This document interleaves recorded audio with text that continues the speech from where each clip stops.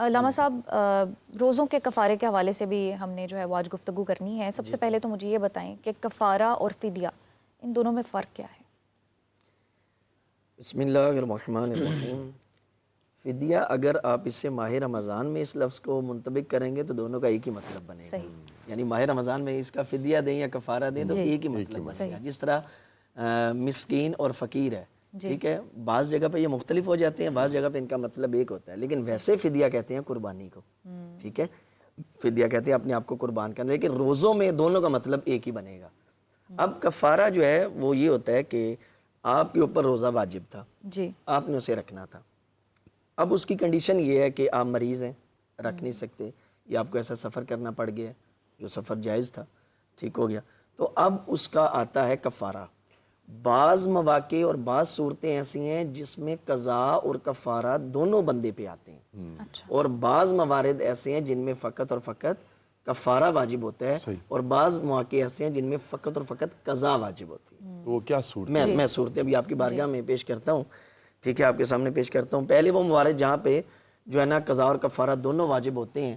اللہ بچائے ایسے موقع سے اور ایسے گناہ سے کہ جب کوئی بندہ مبتلاتے روزہ جو 8 9 10 مینشن ہے ان میں سے جان بوجھ کر کسی کو انجام دے، اور اس میں اس کو اکراہ مینز کہ اس کو مجبور بھی نہ کیا گیا ہو، ٹھیک ہے، اس کے ساتھ کوئی زبردست، دیکھیں نا، اگر زبردستی کوئی کسی کے منہ میں ڈالتا ہے تو پھر وہ روزہ اس کے اوپر ممکن ہے قضا آ جائے، لیکن وہ اس کے اختیار میں نہیں ہے. اختیاری طور پر جان بوجھ کر قصد کر کے مبتلاۃ روزہ میں سے کسی ایک کو انجام دیتا ہے، اور میں سمجھتا ہوں یہ وہ موقع ہے جہاں پہ بندہ شکاوت کے درجے پہ پہنچ جاتا ہے. یعنی اگر کہیں فکر یزید پہ، یزید یہی تو کر رہا تھا، اسے پتہ تھا کہ یہ جو میں کام کر رہا ہوں میں غلط ہوں، پھر بھی کہہ رہا ہے میں کروں گا، ٹھیک ہے.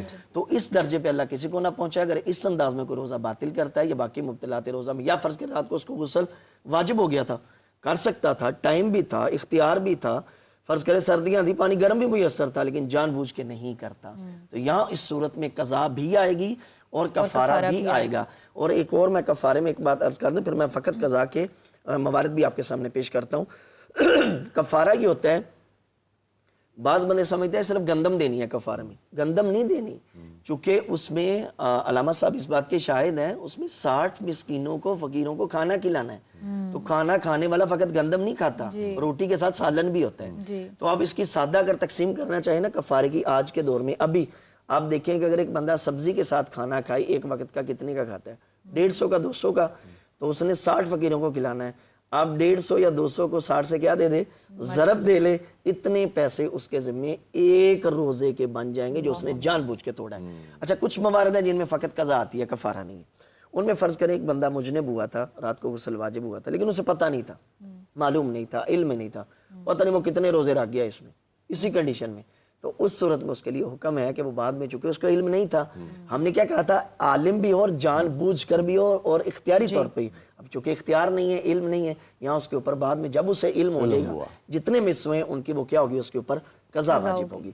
یا یہ صورتحال ہے کہ اگر کوئی بندہ کہتا ہے جی آپ کو، ہاں، اگر کوئی بندہ یوں کرتا ہے، کہتا ہے کام ایسا نہیں کرتا روزہ باطل کرنے والا، لیکن ارادہ کرتا ہے میں روزہ باطل کروں گا، یا ریا کرتا ہے یا جان بوجھ کر روزہ رکھنے کی نیت نہیں کرتا، تو اس صورت میں کہتے ہیں اس نے جرت کی ہے، حالانکہ وہ کام اس نے کیا نہیں ہے روزہ باطل کرنے والا. اس سے فقہ میں ایک چیپٹر ہے علمی اصول میں، تجری، یعنی اس نے جرت کیا حکم خدا کے حکم اور خدا کے اس پیغام کے خلاف، لہذا اس کے اوپر قضا آئے گی. یا یہ کہ تحقیق نہیں کرتا، تحقیق کیے بغیر پتہ نہیں صبح ہو گئی ہے، صبح نہیں ہوئی، وہ ایسا کام کر لیتا ہے جو روزے کو باطل کر لیتا ہے. تو اس صورت میں چونکہ اس کو کنفرم نہیں ہے تو وہ روزے کے اس کے اوپر فقط قضا آئے گی. اور بھی کچھ موارد میں ذکر کر دیتا ہوں. پھر اگلا یہ ہے کہ کسی دوست نے کہا، کسی جس کی بات پہ اطمینان تھا، اس نے کہا ابھی صبح نہیں ہوئی، یعنی ابھی آپ کھا پی سکتے ہیں. اس نے کھانا پینا شروع کرے، بعد میں پتہ چلا نہیں جب میں کھا رہا تھا صبح ہو گئی تھی، اس صورت میں بھی اس کے اوپر قضا ہے. اس کے برعکس کسی نے کہا بھائی صبح ہو گئی ہے، تو یہ اس کی بات کو سیریس نہیں لیتا، کہتا نہیں وہ حاضل ہے، یعنی وہ مذاق کر رہا ہے، تو یہ کھاتا پیتا رہتا ہے، بعد میں پتہ چلا صبح ہو گئی ہے، تو اس صورت میں بھی روزہ اس کے ذمہ قضا ہوگی. اگلی صورت یہ ہے کہ وہ کسی ایسے بندے کی بات کہ عام روٹین میں اگر وہ بندہ اسے وہ بات کہے نا، تو شریعت بھی کہتی ہے تم اس کی بات پہ اطمینان کر لو. وہ ایسے بندے کی بات پہ اطمینان کر کے جو ہے وہ کھانا پینا جاری رکھتا ہے، بعض میں پتہ چلا صبح ہو گئی ہے، تب بھی اس صورت میں اس کے اوپر قضا آئے گی. یا یہ ہے کہ وہ تحقیق کیے بغیر کہ ابھی جو ہے نا وہ اس نے تحقیق کی کہ جو ہے نا وہ مغرب نہیں ہوئی ابھی افطار کا ٹائم نہیں ہوا، تو اس نے اپنی طرف سے تحقیق کی، لیکن بعد میں پتہ چلا نہیں، جب وہ کھا رہا تھا اس وقت واقعی ابھی مغرب نہیں ہوئی تھی، تو اس صورت میں اس کے اوپر جو ہے وہ قضا آئے گی۔ اور بعض بندے جو ہے نا یہ گرمیوں کے دنوں میں پانی منہ میں گھماتے ہیں، مذاق اسے کہتے ہیں، یعنی نا پانی منہ میں اسے گھماتے رہتے ہیں، چلے ذرا تھوڑی تسکین مل جائے، لیکن اگر وہ غیر اختیاری طور پر، حالانکہ اسے کنٹرول تھا کہ یہ اندر جائے گا نہیں، اسے اپنے آپ کے اوپر کنٹرول تھا، لیکن پھر بھی اگر وہ چلا جاتا ہے، اس صورت میں بھی اس کے اوپر قضا ہوگی۔ اور تکیے کی صورت میں یا اکراہ کی صورت میں کسی بندے کے ساتھ جبر کیا جائے، زبردستی کی جائے، اس کے منہ میں کوئی چیز انڈیل دی جائے، یا اگر یہ ہے کہ اگر وہ نہیں کھاتا وہاں اس کی جان کو خطرہ ہے، تو اس صورت میں اس کے اوپر قضا ہوگی، کفارہ نہیں۔ حافظ صاحب لاسٹ کمنٹ میں اس حوالے سے آپ کا بھی لینا چاہوں گی۔ علامہ صاحب نے بہت تفصیل سے بتایا کہ قضا کی صورتیں حاصل ہونا، سستی اور مطلب لا علمی، ہاں بلا عذر اور جان بوجھ کے تو پھر ایک سیکنڈ چیز آ جاتی ہے، لیکن ہم دیکھتے ہیں کہ ہمارے تو رویے یہ نارمل ہیں۔ ہم اب نارمل ہیں، بٹ صاحب نے ابھی خود تو کہا ہے کہ ہم ہیں ہی اب نارمل۔ میرا بھی ایک سوال جی شامل کر لیں فائزہ کے سوال کے ساتھ۔ ایک شخص روزہ رکھتا ہے اور اس دوران وہ جھوٹ بولتا ہے، ریاکاری کرتا ہے، منافقت کرتا ہے، کسی پہ ظلم کرتا ہے، زیادتی کرتا ہے، تو پھر اس کا روزہ جو ہے، پہلے تو یہ بتائیے کہ اس کی کیا حالت رہی؟ کیا اس کا روزہ جو ہے وہ برقرار ہے؟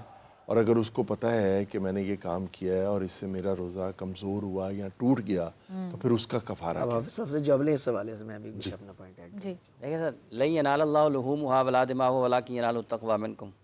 قربانی کا گوشت اللہ کے پاس جاتا ہے، تقوی جاتا ہے اللہ کے پاس۔ کیوں علامہ ایسے ہی نہیں؟ ایسے تقوی، گوشت خون نہیں جاتا، تقوی جاتا ہے اللہ کے پاس۔ تو یہ روزہ کیا صرف بھوک اور پیاس کا نام ہے؟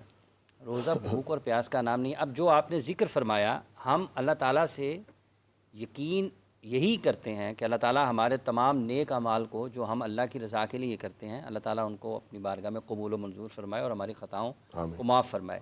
لیکن یہ جتنی بھی چیزیں بٹ صاحب آپ نے گنوائی ہیں، یہ قرآن سے تو متصادم ہے۔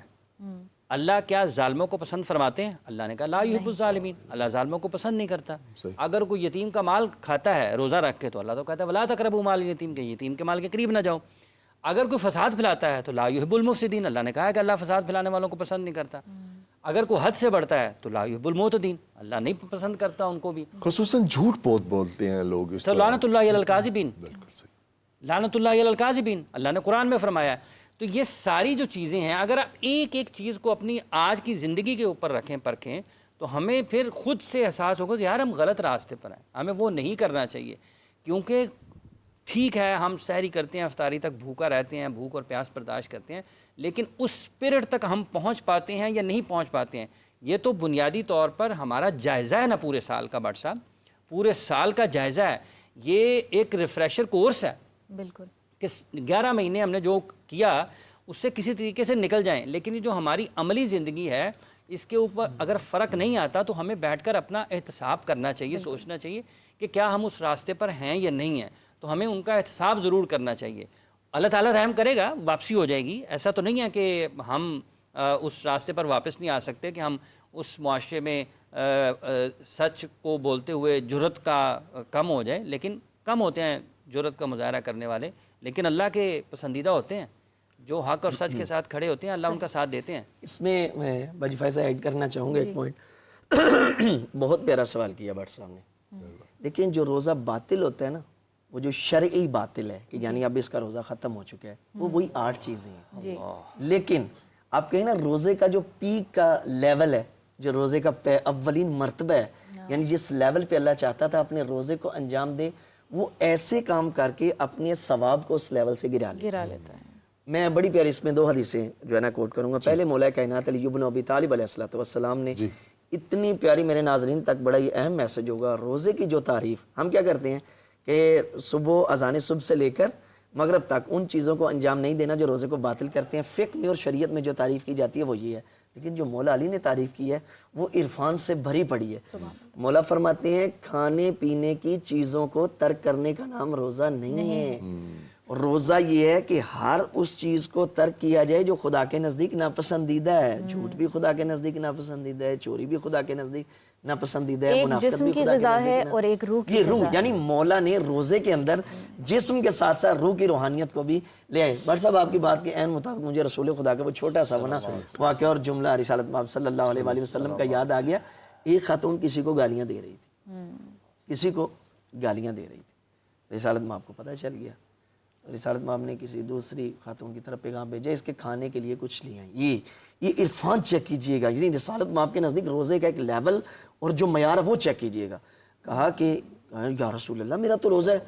کہا جب تم گالیاں دے رہی تھی روزہ تو تمہارا تب کہ ختم ہو چکا تھا. یعنی رسالت مآب کے نزدیک روزے کا لیول یہ ہے کہ آپ خلاف مروت سے بھی بچیں. حالانکہ جھوٹ تمام گناہوں کا اور تمام رذائل کا جڑ ہے, لیکن ممکن ہے شریعت میں اس کا روزہ شرعی باطل نہ ہو, لیکن عرفان اور روحانی لیول پہ اس نے اپنے ثواب کو بالکل نیچے گرا لیا ہے. تو ہمیں کوشش کرنا چاہیے جس طرح جسم کو توانا رکھنے کے لیے ہم باڈی بلڈنگ کرتے ہیں, جم جوائن کرتے ہیں, یہ جسم کو, حالانکہ کتنی تعجب کی بات ہے جس نے 70-80 سال رہنا ہے اس کی پرورش کے لیے اتنی محنت, اتنی ایفرٹ, اور وہ روح جس نے قبر میں بھی رہنا ہے اور معاشر میں بھی ساتھ رہنا ہے, اس کو تیار کرنے کے لیے بندہ کچھ نہ کرے. میں جناب نوح کا ایک فرمان یہیں پہ بات ختم کروں گا, پھر آپ اپنے اگلا سوال لے لیجئے گا.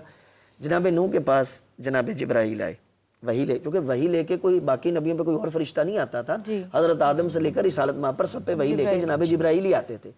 تو جناب نوح کے پاس گئے, تو جناب نوح چونکہ اتنی لمبی عمر, تو کہا جناب جبرائیل ایک دن مسکرا کے کہتے ہیں جناب نوح سے کہ آپ کے بعد آخری نبی کی جو امت ہوگی نا, بہت بڑا میسج ہے بٹ صاحب, وہ بڑے عالی شان گھر بنائے گی, وہ بڑی عالی شان زندگی گزارے گی, لگژری لائف ہوگی ان کی. تو جناب نوح کہتے ہیں کہ ان کی عمر دیکھیں, جن کو اتنی لمبی عمر ملی ان کو زیبا ہے یہ جملہ کہنا, آخر اولی العزم نبی ہیں جناب نوح علیہ السلام. کہا کہ ان کی عمر کتنی ہوگی؟ کہا یہی 60-70 سال یا زیادہ 100 سال. کہا پھر بھی وہ اتنا کچھ بنائیں گے. وہاں جناب نوح نے ایک بڑا پیارا میسج دیا, کہا کہ اگر اللہ مجھ نوح کو صرف 100 سال زندگی عطا کرتا اور اس کے بعد اٹھا لیتا, میں فقط ایک سجدے میں یہ ساری زندگی گزار دیتا. اللہ سبحان اللہ. بے شک روزہ جو ہے وہ نفس کو کنٹرول کرنے کا ایک بہترین ذریعہ ہے.